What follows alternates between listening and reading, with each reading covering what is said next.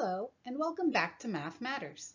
I'm Miss Granados, and today we're going to consider ways we can solve a new word problem. You'll need some paper and something to write with for today's lesson.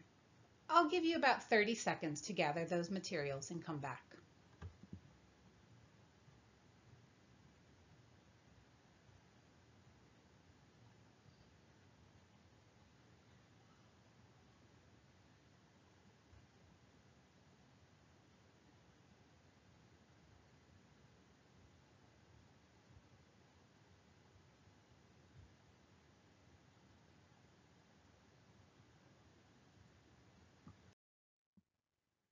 We're going to first start with this number sense routine. Look at this box of chocolates. How many are there? How did you see them? Can you see it a different way? What equation would match the way you thought about it?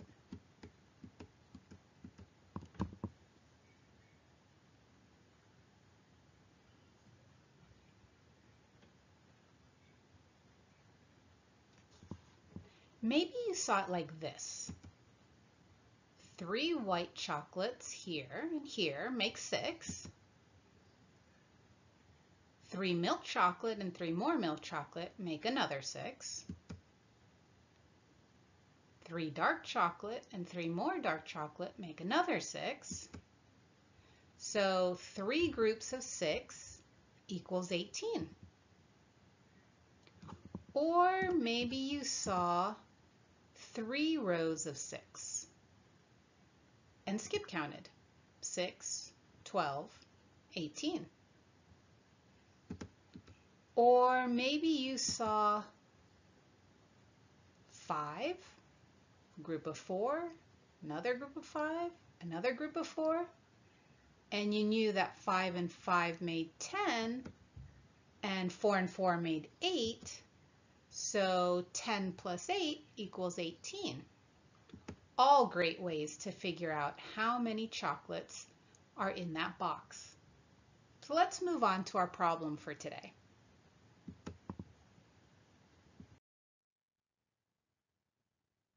Have you noticed that in some rooms the chairs are arranged or set up in rows? What are rows?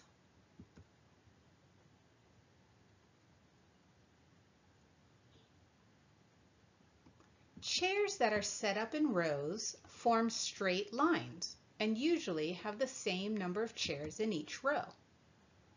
All the chairs are facing in the same direction and are set up side by side and one behind the other. This arrangement is usually the best way to fit the most number of chairs in a room. Let's read today's problem. The music teacher has a lot of chairs in her room. Can you imagine that, walking into a room, seeing a bunch of chairs in the middle of the room? That's probably what happened to the music teacher. So she decides to make some rows with the same amount of chairs in each row. So let's see. She's going to arrange this group of chairs that she found in her room into organized rows. We're going to be told how many rows and how many chairs she puts in each row. How many chairs does she use? So what is the question they're asking? How many chairs did she put into rows all together? Let's read it again, but this time with the numbers. The music teacher has a lot of chairs in her room. She decides to make 4 rows with 8 chairs in each row. How many chairs does she use?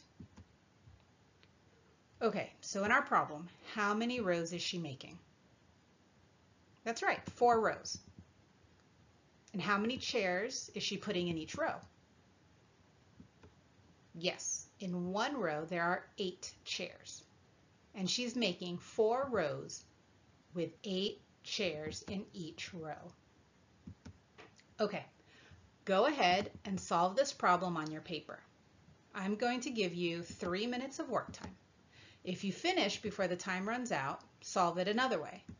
And if you finish showing the solution 2 ways, try solving the problem with new numbers. She decides to make 6 rows of 8 chairs in each row. Those are the new numbers. All right, get to work.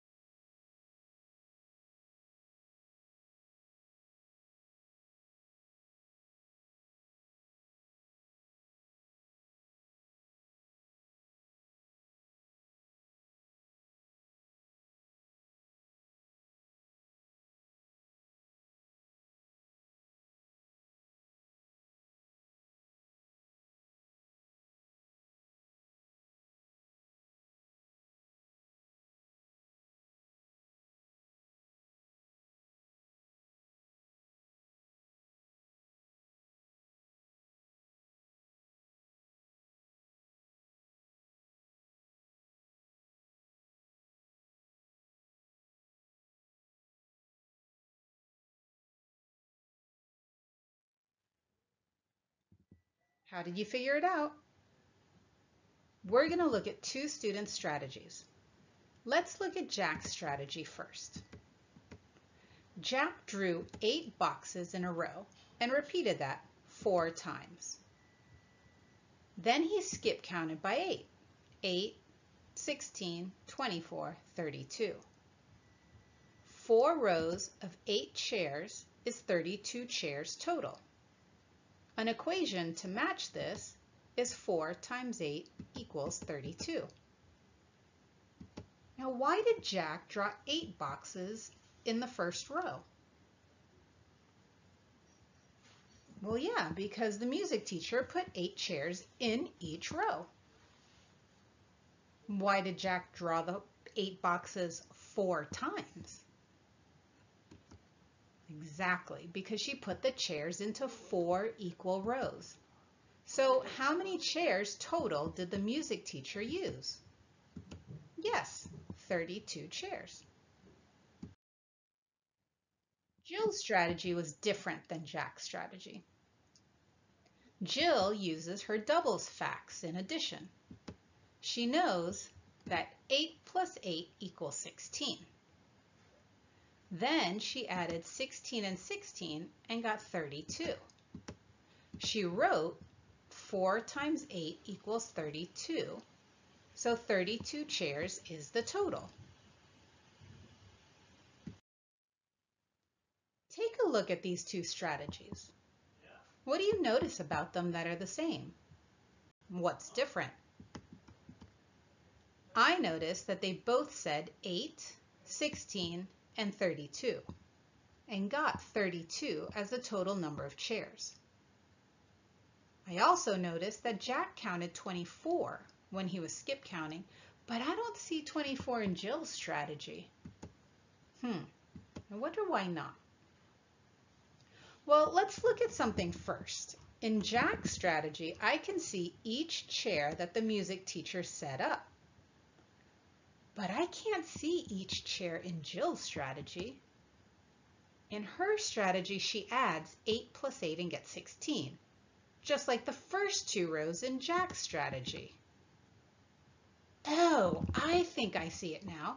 The last 2 rows in Jack's strategy also make 16, just like Jill said. So the first 2 rows are in this 16, and the last 2 rows are in this 16. So when Jill adds up 16 and 16 to get 32, the 24 is already in there.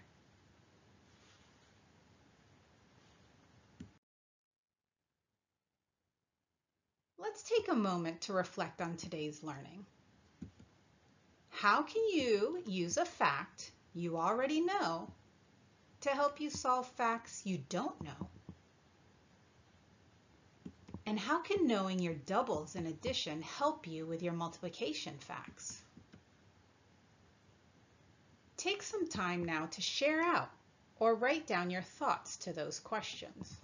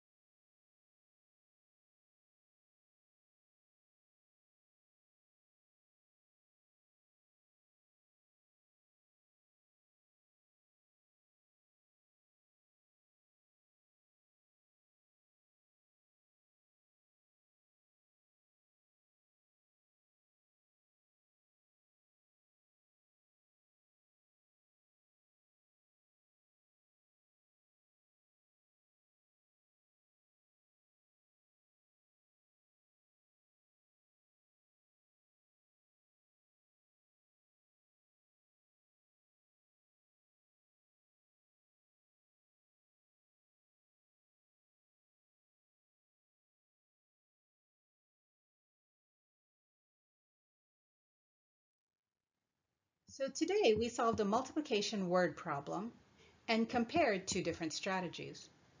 On your own, solve this problem on another sheet of paper. Mr. Green has a lot of chairs in the room. He decides to make 6 rows with 8 chairs in each row. How many chairs does he use? Try to use one of the strategies we looked at today, or maybe try a new strategy. For Math Matters, I'm Miss Granados, and I hope you have a mathematical day. Keep on counting.